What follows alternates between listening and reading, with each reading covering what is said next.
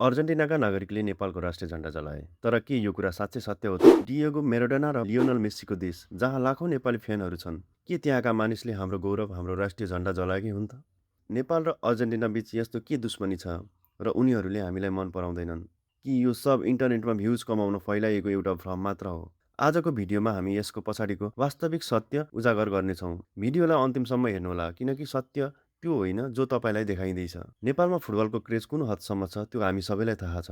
विश्वकप आउँदा सिङ्गो नेपाल निलो र सेतो रङमा रङ्गिन्छ। हाम्रो देशमा अर्जेन्टिनाको सबैभन्दा ठुलो फ्यान बेसमध्ये एक छ। तर यति धेरै माया पाउँदा पाउँदै पनि इन्टरनेटमा एउटा भिडियो भाइरल हुन्छ, जहाँ केही विदेशी युवकहरूले एउटा झण्डा जलाइरहेका देखिन्छन्, जसको आकार नेपालको झण्डा जस्तै दोहोरो त्रिकोण थियो। यो भिडियो देख्ने बित्तिकै धेरै नेपालीहरू आक्रोशित भए र इन्टरनेटमा अर्जेन्टिना हेट्स नेपाल भन्दै भ्रामक हल्ला फैलियो। अब आउँ वास्तविक सत्यतर्फ।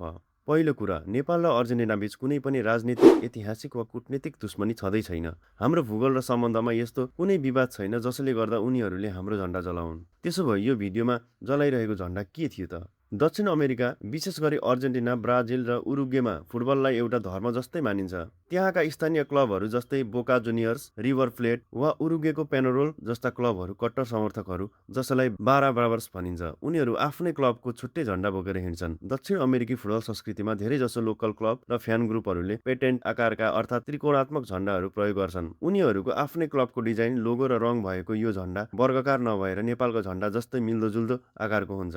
जबकि कट्टर फ्यान ग्रुपहरूबीच आपसी झगडा वा रिसिभी हुन्छ, उनीहरूले विरोधी क्लबको झण्डा खोसेर त्यसलाई बेइज्जत गर्नका लागि जलाउने गर्छन्। इन्टरनेटमा भाइरल भएको भिडियो पनि अर्जेन्टिनाका दुई विरोधी लोकल फुटबल क्लबका फ्यानहरूले एक अर्काको क्लबको झण्डा जलाएको भिडियो थियो। केवल ज्यामितीय आकार मिल्न गएकै कारण धेरैले यसैलाई नेपालको झण्डा ठानेर भ्रम फैलिए। त्यो नेपालको झण्डा बिल्कुलै थिएन। सत्य कुरा थाहा हुँदाहुँदै पनि केही सोसल मिडिया क्रिएटरहरू केवल क्लिकबेट र भ्युज कमाउनका लागि यसलाई अर्जेन्टिनाले नेपालको झण्डा जलायो भन्दै क्याप्सन राखेर सेयर गर्ने गर्छन्, किनभने हाम्रो देशप्रतिको भावना र राष्ट्रियता निकै संवेदनशील छ। जब हामी आफ्नो झण्डाको अपमान भएको देख्छौँ, हामी आक्रोशित भएर कमेन्ट गर्छौँ, भिडियो सेयर गर्छौँ, जसले गर्दा सोसल मिडियाको एल्गोरिदमले यो भिडियोलाई झन् धेरै भाइरल गराइन्छ। वास्तवमा अर्जेन्टिनाका सामान्य नागरिकलाई नेपाल कहाँ पर्छ भनेर पनि राम्रोसँग थाहा नहुन सक्छ। झण्डा जलाउनु त धेरै टाढाको कुरा हो। बरु जब उनीहरूले थाहा पाउँछन् कि नेपाल जस्तो सानो र सुन्दर देशमा मेस्सी र अर्जेन्टिनाका यति धेरै फ्यान छन्, उनीहरू निकै खुसी हुन्छन् र नेपालीहरूको सम्मान गर्छन्। त्यसैले आउँदो विश्वकपमा इन्टरनेटमा आउने यस्ता भ्रामक हल्ला र अफवाहहरूको पछि नलागौँ। दक्षिण अमेरिकी फुटबल संस्कृतिको आन्तरिक विवादलाई हाम्रो देशसँग जोडेर हेर्नु एउटा ठूलो गल्ती हो।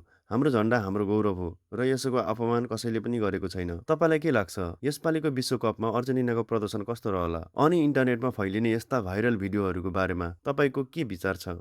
तल कमेन्ट बक्समा निश्चित रूपमा लेख्नुहोला। भिडियो मन पर्यो भने लाइक र सेयर गर्न नभुल्नुहोला। अनि यस्तै तथ्यपरक र गहिरा विश्लेषणहरूका लागि हाम्रो च्यानललाई सब्स्क्राइब गर्नुहोला। फेरि भेटौँला। धन्यवाद।